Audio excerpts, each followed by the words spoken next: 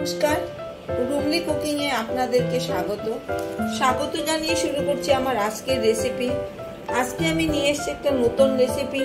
সেটা কি, চলুন শুরু করা যাক। প্রথমে আমি এখানে 1 বাটি সুজি নিয়েছি, সুজিটা ঢেলে দিলাম। দিচ্ছি আধা বাটি টক দই, স্বাদ অনুযায়ী নুন, দইয়ের বাটি দিয়ে জলটা দিয়ে দিলাম। ধুয়ে আমি এটাকে আধা ঘন্টার জন্য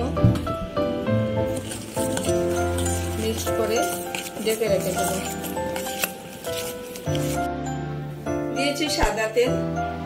এখন দিচ্ছি 2টা পেঁয়াজকে কুচি করে রেখেছি, সেটাকে দিয়ে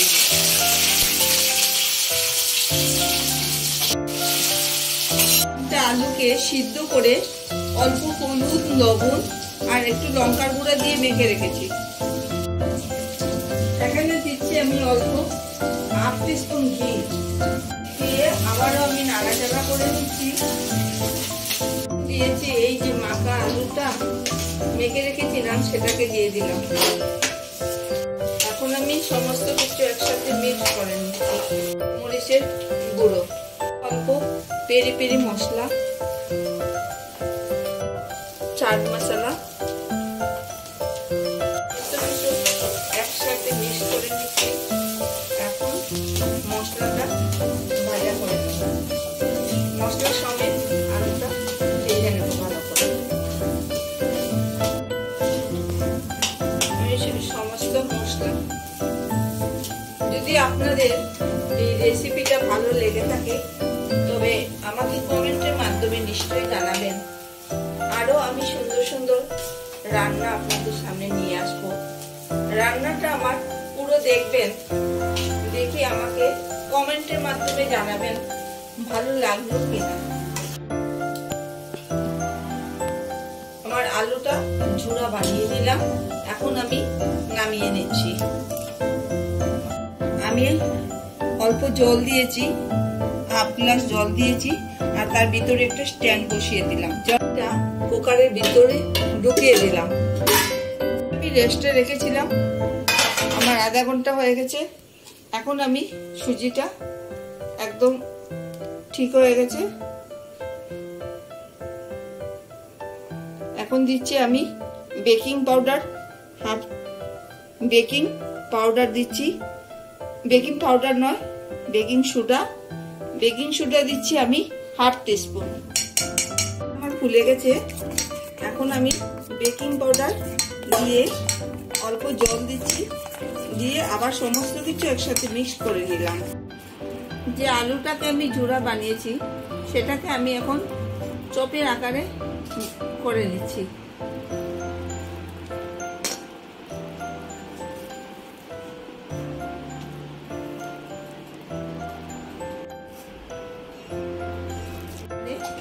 বানিয়ে নিলাম। এখন আমি দেখাচ্ছি। একটা গ্লাস নিয়েছি, গ্লাসের ভিতরে আমি তেলটা ব্রাশ করে নিলাম। সমস্ত গ্লাসে ভিতরে লাগিয়ে দিলাম। বানিয়ে রেখেছি সেই সুজির ব্যাটারটা আমি গ্লাসে ঢেলে দিলাম। এখন যে আলু দিয়ে আমি চপের আকারে বানিয়েছিলাম সেটাকে আমি গ্লাসের ভিতরে ঢুকিয়ে দিলাম।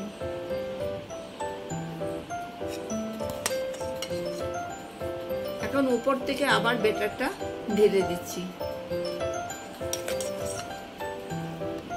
ছোট গ্লাস নিয়েছি, আমি ছোট গ্লাসেও বানিয়ে আপনাদেরকে দেখাচ্ছি। ছোট গ্লাসটার ভিতরে আমি সমস্ত গ্লাসের ভিতরে তেলটা ব্রাশ করে নিলাম। এখন সেম প্রসেসেই আমি এই জিনিসটা বানাচ্ছি। আগে সুজির ব্যাটারটা দিয়ে দিলাম, চপের মতো যে বানিয়েছিলাম সেটাকে ঢেলে দিলাম। এখন দিচ্ছি আমি আবার উপর থেকে সুজির ব্যাটারটা।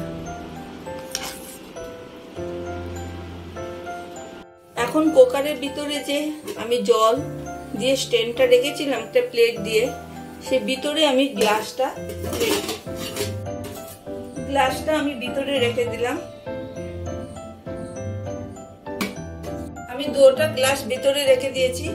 এখন 10 মিনিটের জন্য ঢেকে রেখে দেবো। সিটিটা খুলে দিলাম। দেখেন চাকুতে একটুকু লাগানো নেই, না চাকুতে একটুকু লাগানো নেই, মানে হয়ে এসছে। অফ করে দিচ্ছি, হয়ে যাবে। কুকার থেকে বের করে আসলাম, সেটা ঠান্ডা হয়ে গেছে। এখন ছুরির সাহায্যে আমি ছুরি বা চাকুর সাহায্যে আমি সাইড থেকে একটু হাটিয়ে নিলাম। এখন এটাকে আমি বের করে নিচ্ছি।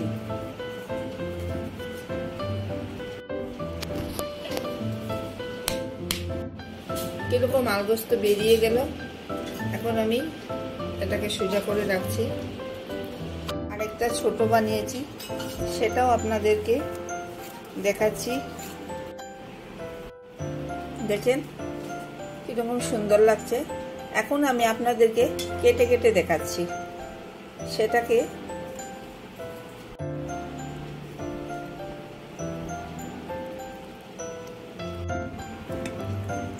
দেখেন আমি 2টা কেটে দিলাম, কেটে দিচ্ছি। এর জন্য আমার ব্রেকফাস্ট রেসিপি রেডি হয়ে গেল। যদি আপনাদের এই রেসিপিটা ভালো লেগে থাকে, কাজে লেগে থাকে, তবে লাইক, শেয়ার, কমেন্ট করবেন। আজ এখানেই। ভালো থাকবেন, সুস্থ থাকবেন। ধন্যবাদ।